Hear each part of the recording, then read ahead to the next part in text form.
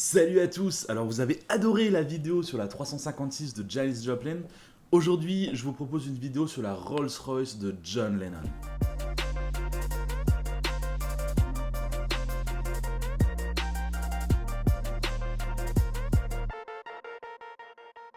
Bon, John Lennon, je pense qu'il n'est pas nécessaire de vous en faire la présentation.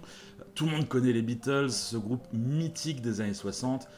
Ce qui est peut-être un peu moins connu, c'est que John Lennon roulait en Rolls-Royce. Il en a eu plusieurs, mais nous allons surtout parler de sa seconde Rolls, une Phantom 5 pour être précis. Alors déjà à l'époque, les Phantoms c'était le top de ce qui se faisait chez Rolls-Royce. Il faut imaginer un monstre de 2 tonnes 5, un V8 6 litres 2. C'est une voiture qui a été produite à seulement 517 exemplaires. Si vous voulez, la Phantom 5, c'est sûrement une des voitures les plus exceptionnelles des années 60. C'est notamment la voiture officielle de Queen Elizabeth II, la reine d'Angleterre. Ils en avaient d'ailleurs deux au Buckingham Palace, puisqu'il y en avait une pour Elizabeth II et une autre pour la reine-mère. Lennon commande la sienne en 1964. Il la choisira entièrement noire, que ce soit la carrosserie ou tous les accessoires. Même les roues sont commandées en noir. Seul le radiateur à l'avant ne sera pas noir car Rolls-Royce a refusé de peindre la pièce. C'est une des toutes premières voitures avec les vitres teintées. En effet, la méthode pour teinter les vitres venait à peine d'être trouvée. Et John Lennon voulait vraiment se sentir comme dans une boîte de nuit à l'arrière de sa voiture. Il faut dire qu'à l'époque c'était vraiment une superstar et que les vitres teintées lui permettaient également de garder un peu d'intimité par rapport à ses fans. À l'intérieur de cette voiture, les finitions sont complètement folles pour l'époque. Bon, forcément, on est sur du cuir partout, mais un peu plus surprenant, la voiture est équipée de la télévision. Il y a également un frigo dans le coffre afin de tenir le champagne au frais et forcément de tout le nécessaire à cocktail à l'arrière de la voiture. On y trouve également un tourne-disque qui est monté sur un système de suspension afin que la tête de lecture ne saute pas. Et enfin, la voiture est également équipée d'un téléphone radio. Oui, nous sommes en 1965 et la Rolls-Royce de John Lennon est équipée de tous ses équipements. Pour la petite anecdote, lorsqu'il a commandé sa Rolls-Royce, Lennon n'avait pas encore le permis de conduire. Il ne passera son permis qu'en février 1965. Mais vu les équipements de l'automobile, il n'avait de toute façon pas vraiment prévu de conduire la Rolls par lui-même. La télévision ne fonctionnait que rarement, alors Lennon devait trouver d'autres moyens de se divertir. Il avait fait installer un porte-voix dans sa voiture, le micro était à l'arrière et les haut-parleurs étaient installés dans les passages de roues à l'avant, ce qui lui permettait de communiquer avec les gens qui étaient à l'extérieur du véhicule. Il faut dire qu'il s'en servait surtout pour faire des blagues à ses amis. Bon, clairement, Lennon a fait très bon usage de sa voiture. Au bout d'un an, la voiture affichait déjà plus de 20 000 miles, soit environ 32 000 km.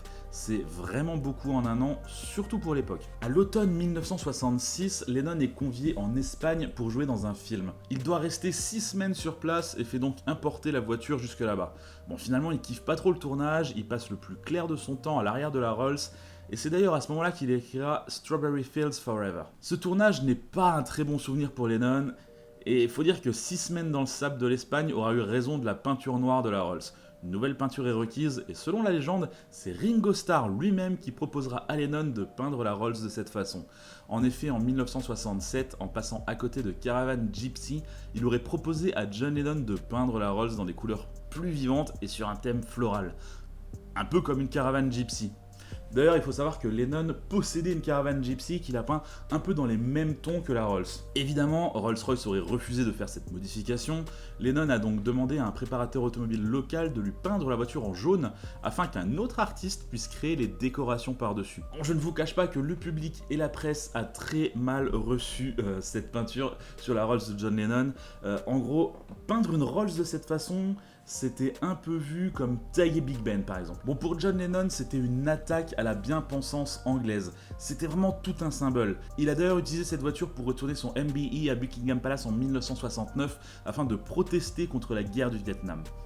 John Lennon adorait raconter l'histoire d'une vieille dame qui aurait mis un coup de parapluie sur le capot de la Rolls afin de signifier son mécontentement quant à la peinture psychédélique de la voiture. Je pense que s'il était content de raconter cette histoire, c'est surtout parce que ça montre que la voiture avait l'effet escompté, c'est-à-dire choquer les gens. Lennon utilisera cette voiture jusqu'en 1968 environ, moment où il achète une autre Rolls-Royce, blanche cette fois. Bon, c'est un peu la suite logique lorsque l'on regarde les pochettes de ses albums. On quitte complètement l'aspect psychédélique des années 66-67 pour aller vers l'album blanc, avec une pochette, comme son nom l'indique, totalement blanche. D'ailleurs, les costumes des Beatles à ce moment-là étaient également très blancs. Il semblerait qu'à partir de 68, la Rolls psychédélique soit envoyée aux États-Unis afin de servir de voiture pour John Lennon lorsqu'il se rend là-bas. En effet, il avait prévu d'y déménager avec sa femme quelques années par la suite. Une fois la voiture aux États-Unis, elle est également proposée à la location à des artistes américains comme les Rolling Stones ou Bob Dylan. En 1977, John Lennon a quelques problèmes avec le fisc américain et afin de limiter les dégâts, il donne la voiture à un musée en échange d'un crédit d'impôt de 250 000 $. Le musée gardera la voiture en exposition jusqu'en 1985, où elle sera alors mise aux enchères et sera vendue pour 2 299 000 $ à un businessman canadien. Bon, la voiture a pris énormément de valeur après le meurtre de Lennon en décembre 1980. En 1993, elle est mise en exposition au Royal British Columbia Museum du Canada, et elle y est toujours exposée aujourd'hui. Elle roule régulièrement afin de garder le moteur en état. Bon, malheureusement, la télévision et le téléphone ont disparu, ainsi que quelques câblages de l'intérieur. La Rolls a fait un petit passage éclair en Angleterre en 2017 pour les 50 ans de l'album Sgt Pepper, mais depuis, elle est retournée au Canada. Bon, on a bien discuté de ce qui était devenu la Rolls de John Lennon, mais je sais que vous êtes des petits curieux et peut-être que vous vous demandez dans quelle autre voiture Lennon a roulé. Sa première voiture, reçue juste 2 mois avant la Rolls, était une magnifique Ferrari 330 GT 2+2 dans un bleu assez sympa. Alors, lorsque John a passé son permis, faut savoir que tous les journaux en ont fait un article, forcément, et les marques de voitures de prestige se sont donc pressées à la porte de la maison de Lennon pour présenter leur dernier modèle à l'artiste. Maserati, Aston Martin, Ferrari, Jaguar, ils étaient tous là, mais Lennon a choisi une Ferrari. Alors attention, les photos montrent un bleu très saturé car la voiture a été repeinte dans les années 90. En réalité, Lennon l'avait choisi en Azzurro Blue. C'est une teinte beaucoup plus claire et qui à mon sens va beaucoup mieux à cette voiture qui se veut avec une certaine élégance. Je veux dire, la 330 GT 2+2, c'était une 4 places, c'est un petit peu la GT4 Lusso de l'époque, c'était la Ferrari familiale entre guillemets. Il faut dire que Lennon venait d'avoir son premier enfant, donc il fallait une voiture... Bon, ça reste une Ferrari, mais c'est une voiture relativement familiale. Lennon était également un très bon client de Mercedes-Benz. Il a notamment possédé une très rare 600 Pullman.